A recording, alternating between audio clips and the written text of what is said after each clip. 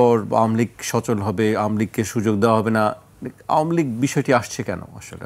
আচ্ছা, ধরুন যে উনি যদি বলছে আওয়ামী লীগ ঘাপটি মেরে বসে আছে, বলছে, তা আওয়ামী লীগ যদি ঘাপটি মেরে বসে আছে থাকে, এটা তো তার পলিটিক্সের অংশ, তার রাজনীতির অংশ।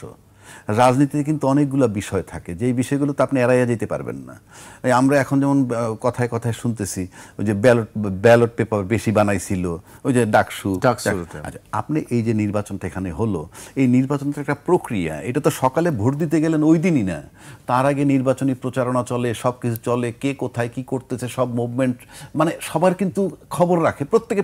এই যে মাঠে যখন নির্বাচনী হাওয়া বইবে, তখন এক দলের নেতা গিয়ে এক বাসায় কি বইলে আসলো, তখন আরেকজনে গিয়ে ওখানে আবার কথা বলে। তার মানে কি, এগুলা অনুসন্ধান করে যে নিজের কার্যক্রমে আগানো। আজকে যদি আওয়ামী লীগ ঘাপটি মেরে বসে থাকে, এটার জন্য আমি যদি ওই তার কথাটা ধরেই বলি, দায়টা কার? কেন বলছি কথাটা?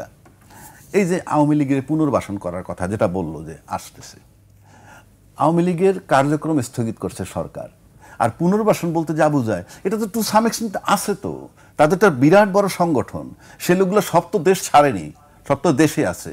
তো সে তো দেশটা যখন আছে, তাহলে আওয়ামী লীগ আছে। আবার উল্টা দিকে আসেন, আওয়ামী লীগের রাষ্ট্রপতিও তো আছে, আওয়ামী লীগের রাষ্ট্রপতিটা আছে না?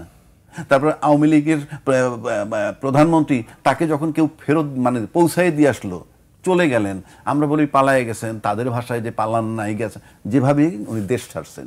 তো দেশ ছাড়তে আজকে এই সরকার বলুক আর রাষ্ট্রের নিয়ম বলুক, উনি যেহেতু কাউকে না বলে চলে গেছেন, সংবিধানে পালায়ে যাওয়ার বিধান নাই, সেই বিতর্কে আমি যাচ্ছি না। উনি যে চলে গেলেন, তাকে যারা পৌঁছাই দিয়ে চলে আইসা বহাল তবিয়তে কাজ করতেছে, এখন সে যদি অপরাধী হয়, তাকে কিন্তু আমরা চাচ্ছি যে ফেরত আসুক। তাহলে যারা পৌঁছাই দিয়ে আসলো, দে আর নট আনসারেবল, তারা তো কাজ করতেছে। তো সেখানে এই যে কাজ করতেছে, আমি যদি জনগণের অংশ হিসেবে ধরি, ওনাকে আমি জনগণের অংশ, কোনো দলের অংশ ধরলাম না, আমি একটা সচেতন নাগরিক। সচেতন নাগরিক হিসেবে তো এই প্রশ্নটা আসা স্বাভাবিক। আজকে তুষার ভাই যদি দেখে যে একটা নাম করা ক্রিমিনালের সাথে আমার একটা ভালো সম্পর্ক এবং আমি তাকে অমুক জায়গায় পৌঁছাই দিয়ে আসছি, সে কিন্তু একটা ইনফরমেশন দিতে পারলেও দিবে যে রাজ্জাকি সাহেব এটা করছে। তো সেই হিসাবে এই যে পুনর্বাসনে পৌঁছে দেওয়া হয়ে গেছে না পালিয়ে গেছে, এই তো একটি বিতর্ক। বিতর্ক থাকুক, কিন্তু আপনি যদি পৌঁছাই দিয়েছেন, তাও তো আমি দিয়ে আসছি। আর পালায় যদি যায়, তাহলে আমি পালানোর সহযোগিতা করছি। আসার পর তো আমি বহাল তবিয়তে আসি। এই যে বিষয়গুলো, তা আওয়ামী লীগ পুনর্বাসিত আছে, আওয়ামী লীগ পুনর্বাসিত আছে। এখন আপনি আসেন, ভোট দিতে পারবে কি পারবে না, সেটা তো প্রধান উপদেষ্টা বলছি যে বিচার কার্যক্রম পর্যন্ত, বিচার না হওয়া পর্যন্ত কার্যক্রম স্থগিত থাকবে। এখন আপনি মনে করেন, আমি সেই দৃষ্টিকোণ থেকে যদি বলি, আমি জানি কি হবে না হবে, আমরা ভবিষ্যৎ কেউ বলতে পারি না। সম্ভাব্য আমাদের সম্ভাবনা যা যতটুকু আগাইছে মামলা, তাতে অক্টোবর বা নভেম্বরে হয়তো একটা জাজমেন্ট হতে পারে। আচ্ছা, ধরে নিলাম একটা তর্কের খাতিরে একটা জাজমেন্ট হইলো, কেউর মৃত্যুদণ্ড হইলো, কেউ খালাস হলো, হট এভার ইট ইজ। ঠিক তারপরেই তো যেহেতু বিচার হয়ে গেছে, তাহলে তো কেউ ক্লেম করতেই পারবে তখন যে আমার বিচার হয়ে গেছে যখন আমার দলের, এইবার আমার আদেশ প্রত্যাহার করো, এবং প্রত্যাহার করলে সে নির্বাচনে যেতে পারবে যদি ওই কথা ঠিক রাখে।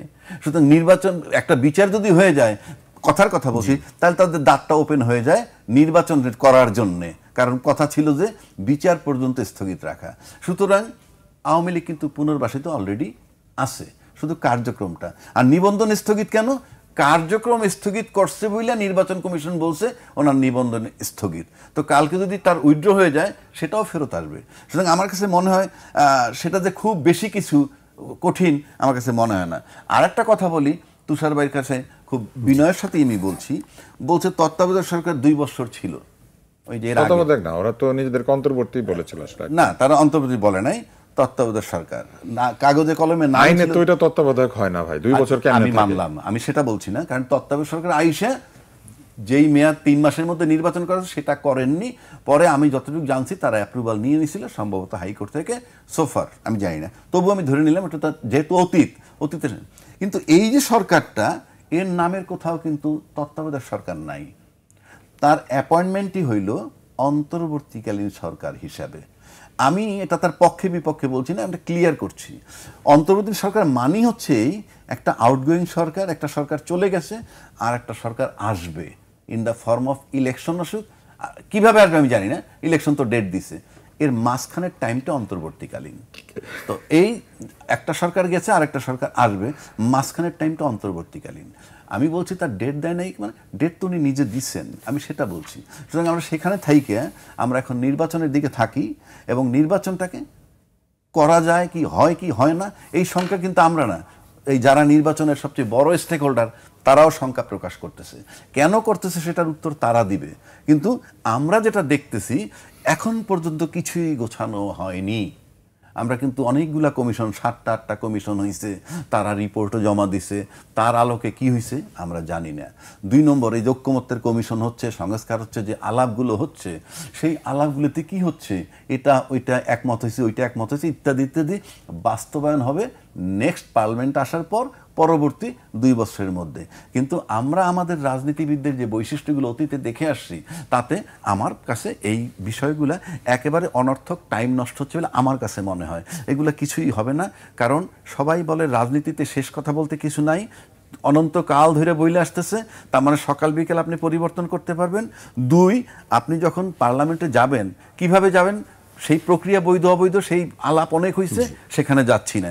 কিন্তু আপনি পার্লামেন্ট পর্যন্ত যাওয়ার পর আপনি যারা আজকে নোট অফ ডিসেন্ট দিয়ে যাচ্ছেন যে সমস্ত বিষয়ে, এবং তারা যদি 2/3 মেজরিটি নিয়ে চলে যান কোনো কারণে, তখন তারা বলবে এইসব বিষয়ে আমরা নোট অফ ডিসেন্ট দিয়ে আসছি, করবো না, আর বাকিগুলা যখন করছি before election, after election it is not permitted by the parliament. সুতরাং এগুলো ওয়েস্টেজ অফ টাইম। এবং সবচেয়ে বড় দুঃখের বিষয় আমার একটা জায়গায়, ইউনূস সাহেবের আমি পলিটিশিয়ান ধরি না, তার দলকে লোকজনকে পলিটিশিয়ান ধরি না, তার চেয়ে অনেক অযোগ্য লোক এখানে নিছে, কালচারাল অ্যাডভাইজারও বানাইছে। না না, আমি তুষারকে তো আজকের থেকে চিনি না, আমি সেই অর্থে বলছি এটা। তো এই সব কিছু দিয়ে আমি মিলাই যে তাহলে কি রেজাল্টটা দাঁড়াচ্ছে কি, তাহলে রাজনীতিবিদ যারা আমরা আলাপ করতেছি ফেব্রুয়ারি থেকে সেপ্টেম্বর পর্যন্ত অদ্যাবধি আমরা যে একটা ঐক্যমত্যের জায়গায় আসতে পারি নাই, এই দায়টা, এই ব্যর্থতাটা কিন্তু আমরা রাজনীতিবিদদের তথা আমরা জনগণও যদি আমাদের। এটা এখন আমরা কিভাবে নির্বাচনটা নিব, কিভাবে একটা সুন্দর নির্বাচন নিয়ে আমরা যাব সামনের দিক, এই দায়টাও কিন্তু রাজনীতিবিদদের। ইউনূস সাহেব আজকে আছে কালকে নাই, ওনার কোনো রাজনৈতিক কমিটমেন্টও নাই। সেটি এখন আসলে চূড়ান্ত হয়নি, মাঠে হবে ফয়সালা নাকি টেবিলে হবে সেটি নিয়ে আলোচনা আছে এখনো, সেটি হয়তো সামনে আমরা দেখতে পাবো। মাঠে আর টেবিলে যদি আনেন, তার মানে মাঠে চলছে আন্দোলন, টেবিলে আসবে ফলাফল ঘোষণা, নির্বাচন। সুতরাং সেটা তো বললামই প্যারালাল চলতেছে। এই প্যারালাল যদি দুইটা জিনিস চলে, দুইটা যদি প্যারালাল চলে, আমি বলবো এটা করতে হবে, এটা করতে হবে, সেটা একটা অনিশ্চয়তার পর। তারপরে আমি সব শেষ করে দিচ্ছি আমার বক্তব্য, আমি যেটা কমনলি সব জায়গায় বলি, বাংলাদেশে এই মুহূর্তে আপনি রাজনৈতিক স্টেক হোল্ডার ধরলে, আমি আওয়ামী লীগকে তো ধরবো না আপাতত, কিন্তু বিএনপি, জামাত, এনসিপি, 3টা মিলে একটা স্টেক হোল্ডার হইতে হবে উইথ গুড আন্ডারস্ট্যান্ডিং তাদের ভিতরে। How they will do it is their headache. Second stakeholder বলবো আমি সরকারকে। থার্ড স্টেক হোল্ডার, এরকম টার্মোয়েল সিচুয়েশনের মধ্যে সেনাবাহিনীকে আপনি বাদ দিতে পারবেন না। সুতরাং এই 3টা স্টেক হোল্ডার যদি দেশের স্বার্থে ঐক্যমত্যে আসে, তাইলে একটা নির্বাচন হওয়ার ব্যাপার মোটামুটি নিশ্চিত। জি।